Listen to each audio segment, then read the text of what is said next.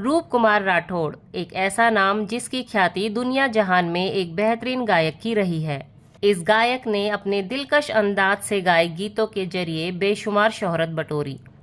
जितने खूबसूरत इन्होंने भजन गाए, उतने ही खूबसूरत इश्क और मोहब्बत के गाने भी गाए। इस सिंगर ने एक ऐसे परिवार में जन्म लिया जहां संगीत का माहौल था। 60 के दशक में देश के जाने माने ध्रुपद गायक पंडित चतुर्भुज के 5 बेटे हुए, जिनमें 3 देश के दिग्गज गायक और संगीतकार बने। उनके नाम है श्रवण राठौर, विनोद राठौर और रूप कुमार राठौर।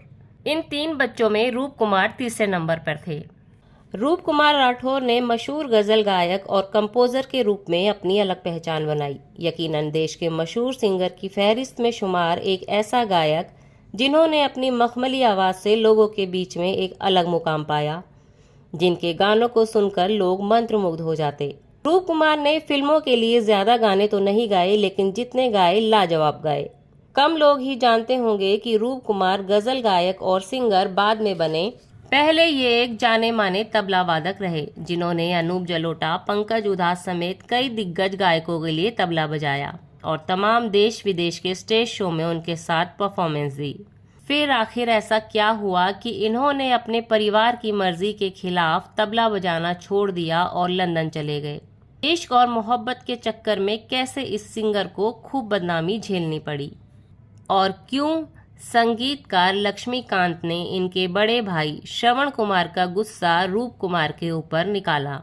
इन सारी बातों पर विस्तार से आने से पहले जान लेते हैं रूप कुमार राठौर के सिंगर बनने की शुरुआती सफर के बारे में। रूप कुमार का जन्म 10 जून 1963 को मुंबई में हुआ था। दरअसल रूप कुमार राठौर का परिवार ढोली जाति से है, जो राजस्थान में वाद्य यंत्रों को बजाने के लिए जानी जाती है। इनके पूर्वज सिरोही के राजाओं के दरबार में गाने बजाने का कार्य करते थे। समय के साथ इनके दादा मुंबई आ गए, जो शानदार संगीतज्ञ थे। उन्होंने अपने परिवार को मुंबई में ही सेटल कर दिया। उनके बेटे और रूप कुमार के पिता पंडित चतुर्भुज ध्रुपद शैली के मशहूर गायक बने, जो मुंबई में ही लोगों को संगीत की शिक्षा भी देते थे। अपने बच्चों के अलावा उन्होंने 3000 से ज्यादा लोगों को संगीत का प्रशिक्षण दिया। इनके तीनों बेटे श्रवण, विनोद और रूप कुमार राठौर अपने पिता से ही म्यूजिक सीखते थे। रूप कुमार राठौर के संगीत में पहली संगत तबला से हुई। पिता ने ही इन्हें इसके लिए प्रेरित किया। इसमें पारंगत हुए तो रूप कुमार अनूप जलोटा के साथ तबला वादक के रूप में काम करने लगे। अनूप जलोटा की ऐसी लागी लगन, जग में सुंदर है दो नाम और रंग दे चुनरिया जैसे मशहूर भजनों में रूप कुमार ने ही तबला बजाया। इसके अलावा पंकज उधास की गजलों, मसलन घुंघरू टूट गए, जरा आहिस्ता चल और सोने जैसा रंग है तेरा, इसमें जो तबला सुनाई देता है उसकी थाप भी रूप कुमार की ही है। रूप कुमार जब अनूप जलोटा की टीम में काम करते थे तो उनके घर आना जाना होता था। इसी दौरान उनकी पहचान अनूप जलोटा की पत्नी सोनाली सेठ से हो गई। गुजराती परिवार से ताल्लुक रखने वाली सोनाली खुद भी एक अच्छी सिंगर थी। इस दौरान अनूप जलोटा और सोनाली के बीच में सब कुछ ठीक नहीं चल रहा था। रूप कुमार और सोनाली की दोस्ती आगे चलकर प्यार में बदल गई। पति के पीठ पीछे सोनाली और रूप कुमार सारी हदें पार करने लगे। रूप कुमार ने जब सोनाली को अपने गाने के पैशन के बारे में बताया तो उन्होंने रूप को तबला छोड़कर सिंगर बनने की सलाह दी। उन्होंने कहा, तुम अच्छा गाते हो, तुम्हें उस्ताद से संगीत सीखना चाहिए, ट्यूशन की फीस मैं दूंगी। फिर रूप ने नियाद अहमद से संगीत सीखना शुरू किया। 1984 में अनूप जलोटा की मंडली छोड़ अब खुद अपने शो करने लगे, जिसमें वो खुद गाते थे। उनके इस फैसले से उनके पिता सहित हर कोई नाराज था। उनके पिता को लगता था कि बेटे पर किसी ने काला जादू कर दिया है। उन्होंने बहुत समझाया, लेकिन रूप नहीं माने। वो गायकी में नाम रोशन करके पिता को दिखाना चाहते थे। अब तक अनूप जलोटा को पत्नी और रूप कुमार के बीच के रिश्ते की खबर लग चुकी थी। 1984 की बात है। अनूप अमेरिका में एक शो करने जा रहे थे। उन्होंने अपनी पत्नी सोनाली से भी साथ चलने के लिए कहा, क्योंकि वो अक्सर उनके साथ फॉरेन कॉन्सर्ट पर जाती थी और परफॉर्म भी किया करती थी। लेकिन इस बार सोनाली ने बहाना बनाकर अमेरिका जाने से मना कर दिया। इसकी वजह थी सोनाली का रूप कुमार के साथ अफेयर। उधर अनूप जलोटा अमेरिका गए और इधर सोनाली घर छोड़कर अलग रहने चली गई। इस बात की खबर जब अनूप जलोटा को लगी तो हंगामा तो मचना ही था। लेकिन इधर सोनाली और रूप कुमार अपने प्यार के लिए सब कुछ झेलने को तैयार थे। अखबारों और मैगजीन में इनकी खूब खबरें छपी। रूप कुमार के घर वाले भी इस बात से काफी आहत थे। अनूप कुमार ने पूरी इंडस्ट्री में खुला ऐलान कर दिया कि रूप कुमार को कोई काम ना दे। इसके लिए उन्होंने हर मुमकिन कोशिश भी की। रूप कुमार और सोनाली को भी लग रहा था कि अब उन्हें इंडस्ट्री में काम नहीं मिलेगा। इसलिए दोनों ने कुछ समय के लिए लंदन जाकर वहीं रहने का विचार किया। दोनों का विचार था कि ये दिन में बच्चों को म्यूजिक की ट्रेनिंग देंगे, रात को गाने का रियाज करेंगे और जब मामला थोड़ा ठंडा पड़ जाएगा तो इंडिया वापसी करेंगे। 26 जनवरी 1985 को दोनों लंदन चले गए।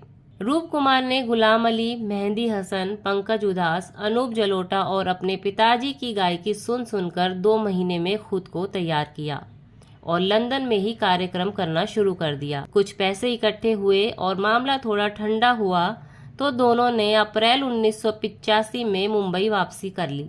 मुंबई लौटकर रूप कुमार ने अपने पिता को लंदन में किए कुछ प्रोग्राम्स की रिकॉर्डिंग दिखाई तो वो बहुत खुश हुए।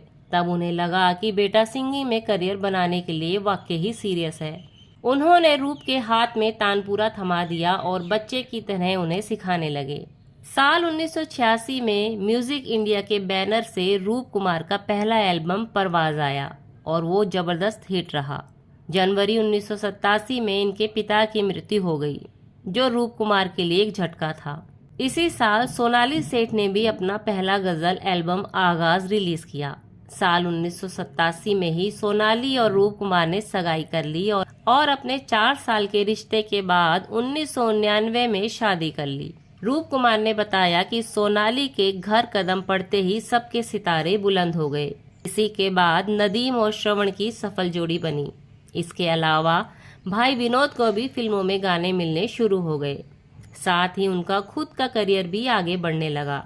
रूप कुमार को फिल्मों में गाने ना मिले, इसके लिए अनूप जलोटा ने एड़ी चोटी का जोर लगाया, लेकिन रूप को ब्रेक मिला। पर कैसे, इसकी भी एक मजेदार कहानी है। दरअसल रूप कुमार एक कार्यक्रम में गा रहे थे। उसमें निर्देशक शशि लाल नायर भी आए हुए थे। 1992 में वो फिल्म अंगार बना रहे थे। उस फिल्म में लक्ष्मीकांत प्यारेलाल संगीतकार थे। शशि लाल नायर रूप कुमार की गायकी से इम्प्रेस थे, इसलिए उन्हें फिल्म में गाने का प्रस्ताव दिया।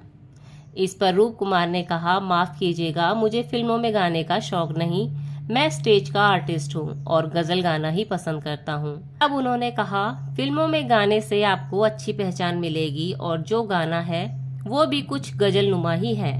ऐसा कहकर उन्होंने वो गाना रियाज के लिए रूप को दिया और कहा कि इसको रियाज के बाद लक्ष्मीकांत प्यारेलाल को सुना देना।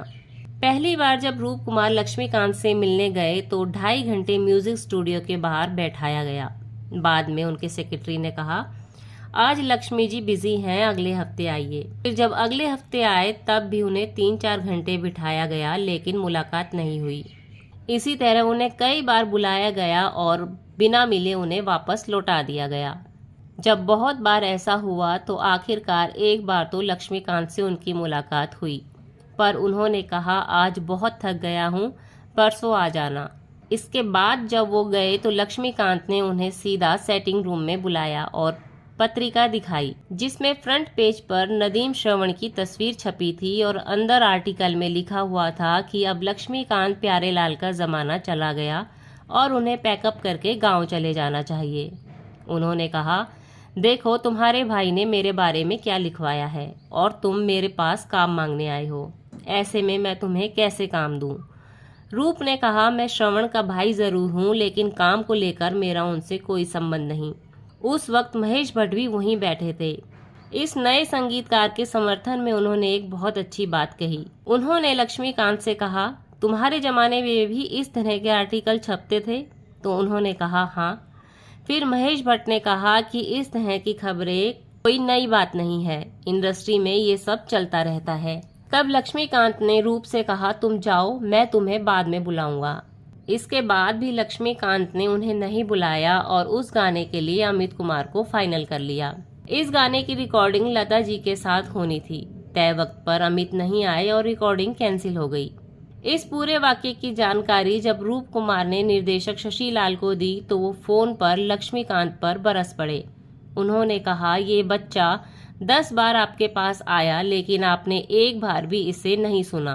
आपने अमित कुमार की बात कही, मैं मान गया, लेकिन अब जब वो नहीं आए तो आप एक बार इसे सुन तो लीजिए। इसके बाद लक्ष्मीकांत ने रूप को महबूब स्टूडियो बुलाया। रिकॉर्डिंग शुरू हुई और जैसे ही इन्होंने गाना शुरू किया, लक्ष्मीकांत इनकी आवाज सुनकर दंग रह गए। वो इतने खुश हो गए कि उन्होंने रूप कुमार को गले लगा लिया। लक्ष्मीकांत को एक नई आवाज मिल गई थी। किसी कारण ये गाना फिल्म में तो नहीं आ पाया, लेकिन रूप कुमार को लक्ष्मीकांत प्यारेलाल कैंप में एंट्री जरूर मिल गई। इसके बाद महेश भट्ट ने अपनी 1993 की फिल्म गुमराह में रूप को मौका दिया, जिसमें उन्होंने संजय दत्त के लिए मैं तेरा आशिक हूँ गाना गाया था।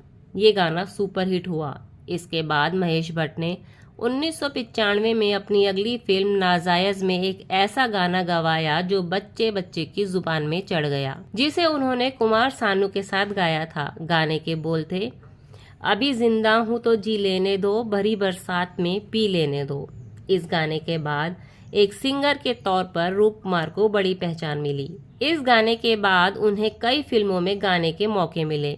1996 की फिल्म प्रेम ग्रंथ के बाद निर्देशक जेपी दत्ता ने इन्हें फिल्म बॉर्डर में संदेशे आते हैं और ए जाते हुए लम्हों जैसे गाने दिए। इन दोनों ही गानों से उन्होंने साबित कर दिया कि वाकई ही उनकी आवाज में वो जादू है जो हर किसी पर असर करता है।